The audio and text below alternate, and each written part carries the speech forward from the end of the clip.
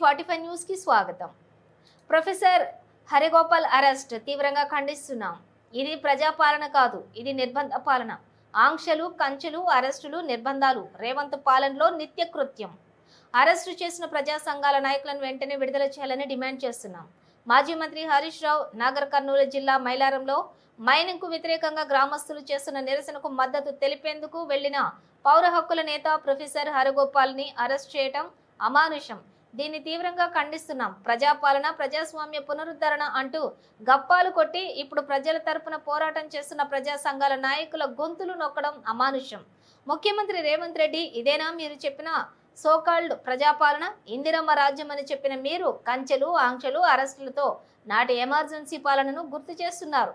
మీ సొంత జిల్లాలోనే ఇంతటి దారుణ పరిస్థితులుంటే రాష్ట్ర వ్యాప్తంగా ఎలా ఉందో అర్థం చేసుకోవచ్చు. మైలారంలో అక్రమ మైనింగ్ జరుగుతోందని గ్రామస్తులు ఆందోళన చేస్తున్నా ప్రభుత్వం ఎందుకు పట్టించుకోవడం లేదు? ప్రొఫెసర్ హరగోపాల్ సహా అరెస్టులు చేసిన ప్రజా సంఘాల నాయకులను తక్షణమే విడుదల చేయాలని ప్రభుత్వాన్ని డిమాండ్ చేస్తున్నారు.